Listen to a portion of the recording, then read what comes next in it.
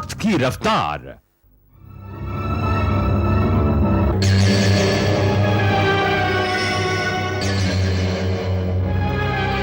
Yogesh,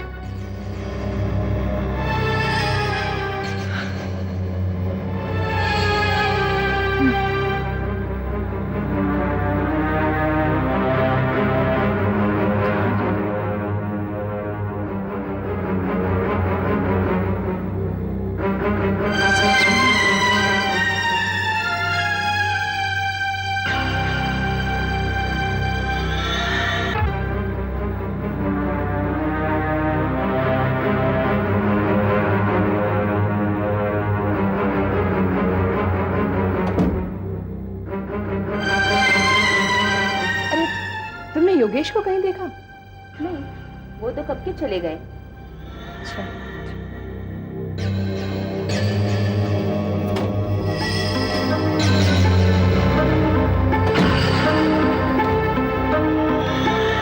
hello, हाँ योगेश साहब वहाँ हैं? नहीं है? अच्छा ठीक है। हेलो, हाँ प्रेस में देखो योगेश साहब हैं क्या? अच्छा नहीं कोई बात नहीं। हेलो, हाँ देखो कॉन्फ्रेंस रूम में योगेश साहब हैं क्या? अच्छा ठीक है, या it's okay. Hi Abha. Hello, क्या कर रही हो? योगेश को देखा तुमने? हाँ अभी भी बाहर गया। कहाँ गया है पता? वो तो नहीं पता, बस उसकी गाड़ी को जाते हुए देखा मैंने। ओह गॉड। क्यों, क्या हुआ, कोई प्रॉब्लम है? ये देखो।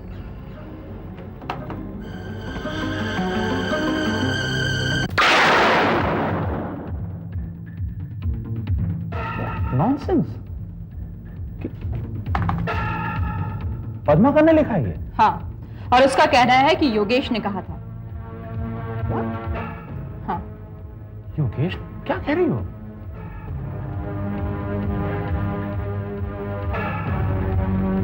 पद्माकर झूठ तो नहीं बोलेगा? फिर ये योगेश ने ऐसा लिखने के लिए कहा कैसे? मेरी कुछ समझ में नहीं आता।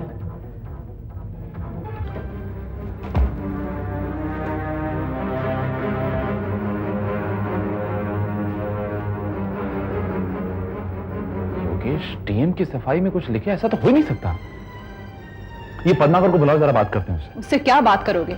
जो बात करनी थी मैं उससे कर चुकी हूँ। उसका ये कहना है कि योगेश साहब ने कहा था, बस।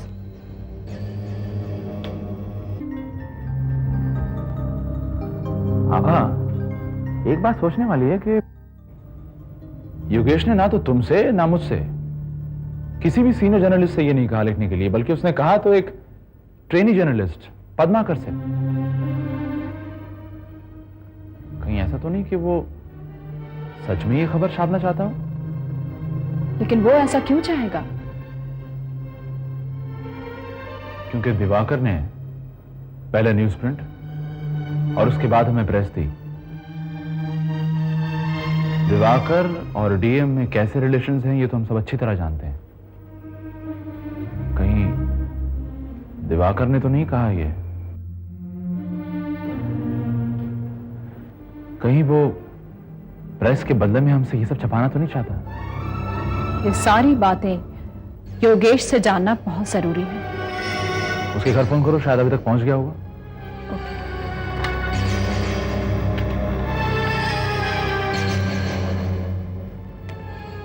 इस रूट की सभी लाइनें व्यस्त हैं। कृपया थोड़ी देर बाद डायल करें।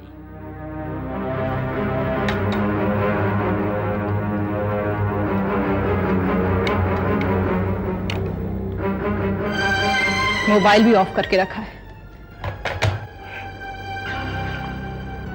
पता नहीं कहां होगा इस समय।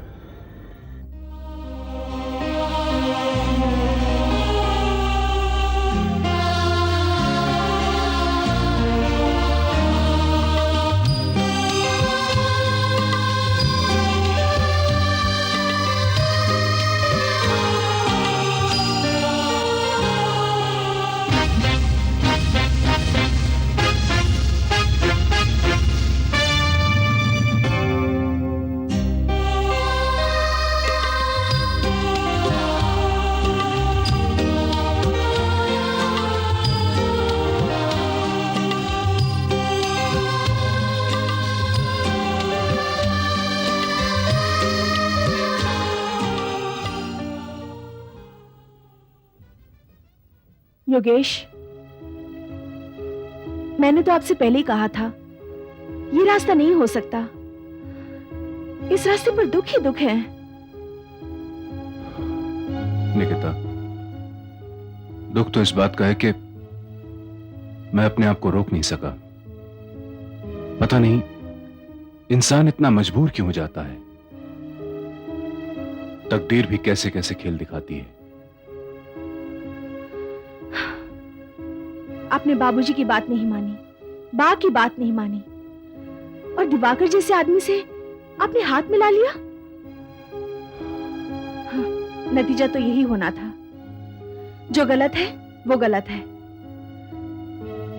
और आप अपनी गलती जानकर, उसे मानकर फिर उसी रास्ते पर चल रहे हैं।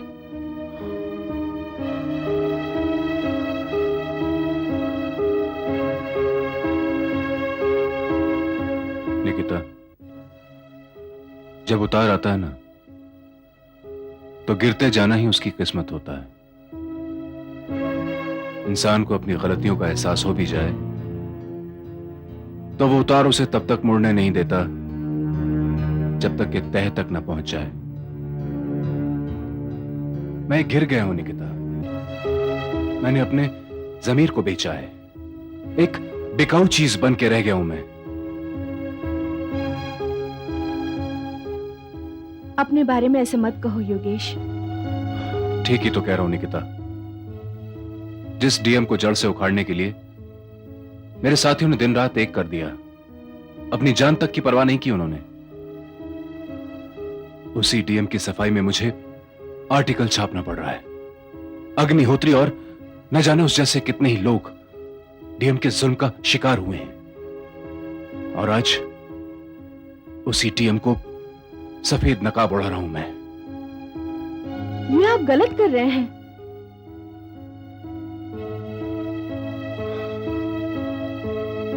जानता हूं निकिता, अपने देश की भोली भाली जनता के साथ विश्वासघात कर रहा हूं मैं, जो हम जैसे प्रजातंत्र के रक्षकों के भरोसे ही अपने घरों में आराम से सो रहे हैं, यह सोचकर कि हम उनके साथ नाइंसाफी नहीं होने देंगे, डीएम जैसे गद्दारों का पर्दाफाश करेंगे।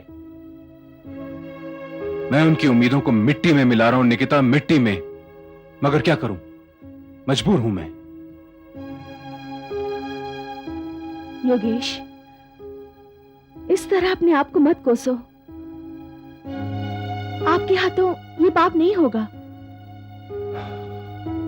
भगवान अच्छाइयों और अच्छों का साथ देता है।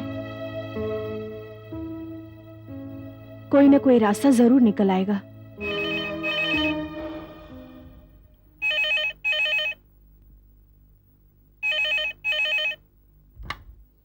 हेलो। हेलो योगेश, मैं आभा बोल रही हूँ। हाँ आभा बोलो। योगेश, ये कौन सा आर्टिकल है डीएम के सपोर्ट में? पद्माकर ने कहा कि तुमने इसे छापने के लिए कहा है। हाँ वो देखो, हम दोनों का इस बारे में कोई डिस्कशन नहीं हुआ है, तो नहीं, उसकी कोई जरूरत भी नहीं है। ये तुम कह रहे हो योगेश? हाँ हाँ, ये मैं कह रहा हूं। देखो, पेपर प्रिंटिंग के लिए जाना है, तुम अभी यहाँ आ जाओ तो हम लोग बात कर लें। नहीं, मैं इस वक्त ऑफिस नहीं आ सकता। योगेश, तुम्हें यहाँ आना होगा, बिकॉज बगैर डिस्कशन के हम लोग ये आर्टिकल नहीं छाप सकते। हमारी बात करना बहुत जरूरी है। तुम्हें जो करना है तुम करो, मैं ऑफिस नहीं आ रहा हूं बस। योगेश,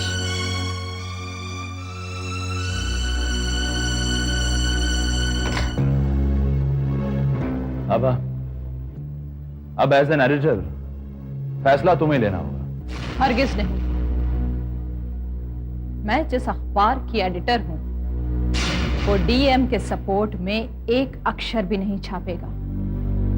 बिल्कुल नहीं। You're right. लेकिन मुझे अचरज इस बात पर हो रहा है कि योगेश इस बात के लिए माना कैसे? कहां?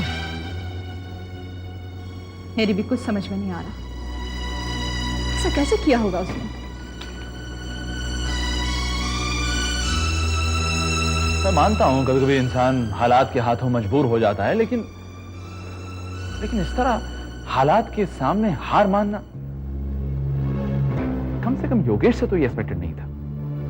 मंथन, जानते हो डीएम का सपोर्ट करने का मतलब क्या है? जो लोग तूफान से पीड़ित हुए हैं, हम उनकी कोई मदद तो नहीं कर पा रहे, लेकिन हाँ, हम उनके जले पर नमक जरूर छिड़क रहे हैं। कितना गिरा हुआ आदमी है ये डीएम। ऐसी काली करतूतें करने के बाद वो अपने सफेद पोश को और सफेद बनाना चाहता है, और उसके लिए वो हमारा इस्तेमाल करना चाहता है। नंदू सही कहता है, ऐसे लोगों को तो गोली मार देनी चाहिए। मारेगा, किसी दिन कोई दिलजला जरूर उसे गोली मारेगा। एनीवे, मैं अपना डिसीजन ले चुकी हूं। ये आर्टिकल मेरे अखबार में नहीं छपेगा। अब इसके बाद जो अंजाम होता है देखा जाएगा। You're right. मैं तुम्हारे साथ हूं। तुम ऐसा करो, इस आर्टिकल को निकाल के अखबार छाप दो। We'll face the consequences. मैं यही करती हूँ।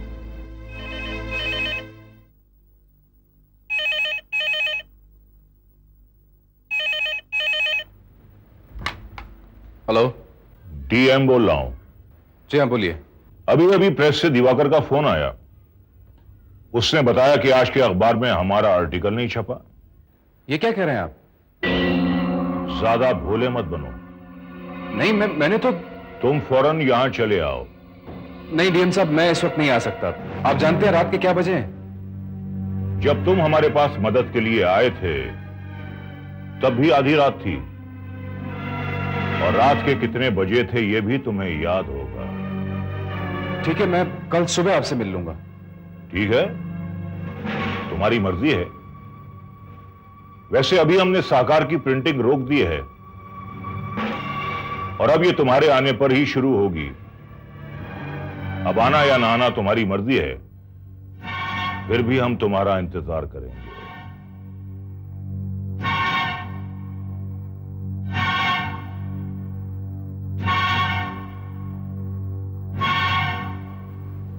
किसका फोन था योगेश?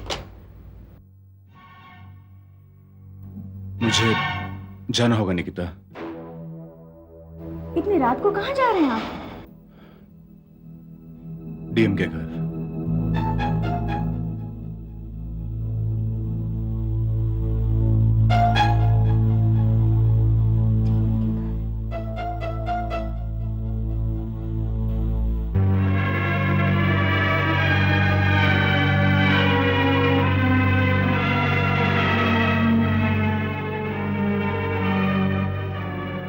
जी कहिए। कहते हैं इतनी जल्दी क्या है? इतनी रात गए आपने मुझे यहां बुलवा लिया और आप कह रहे हैं कि जल्दी क्या है?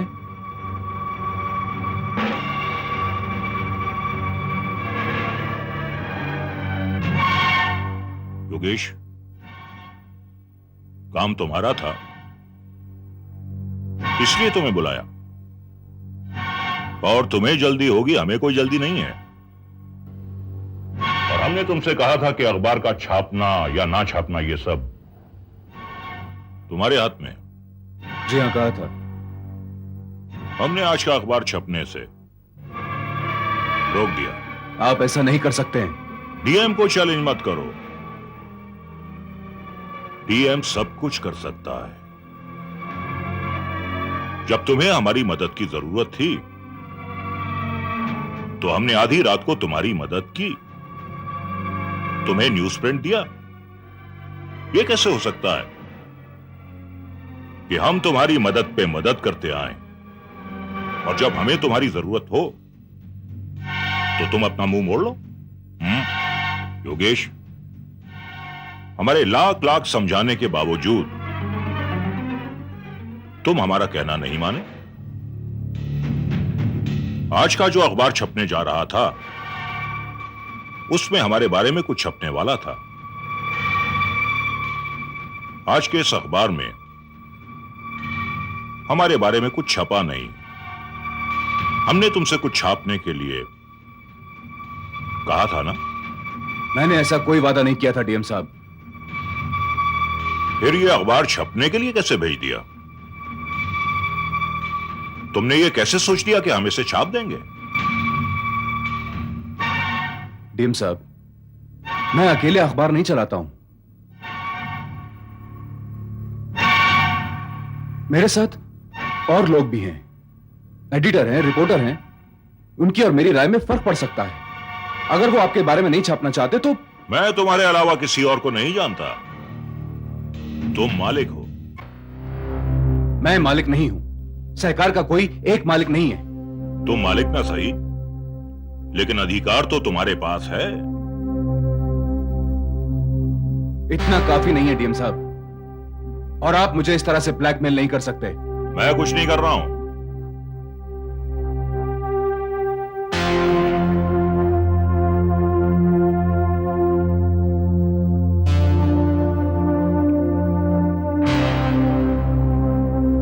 योगेश, तुम दिवाकर के प्रेस से अपना अखबार वापस ले जा सकते हो। लेकिन डीएम साहब। बस, हमें जो कहना था वो हमने कह दिया। ठीक है डीएम साहब, लेकिन क्या ऐसा नहीं हो सकता कि आप जो चाहते हैं वो परसों के अखबार में छप जाए? उससे क्या होगा? मुझे दिन भर का वक्त मिल जाएगा खुद को समझाने के लिए और अपने साथियों को कन्विंस करने के लिए। आप आज का अखबार छप जाने दीजिए। योगेश, परसों शाम को सत्यनारायण की मीटिंग है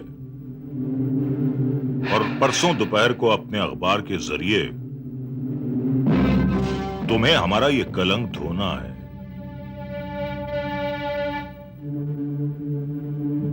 ठीक है।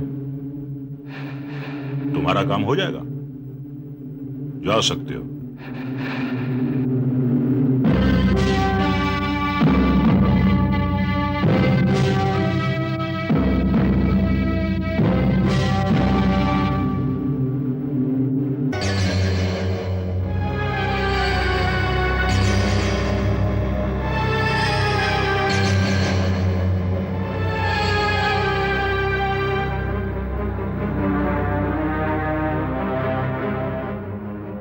नहीं नहीं योगेश, मैं इसे हरगिज नहीं छापूंगी।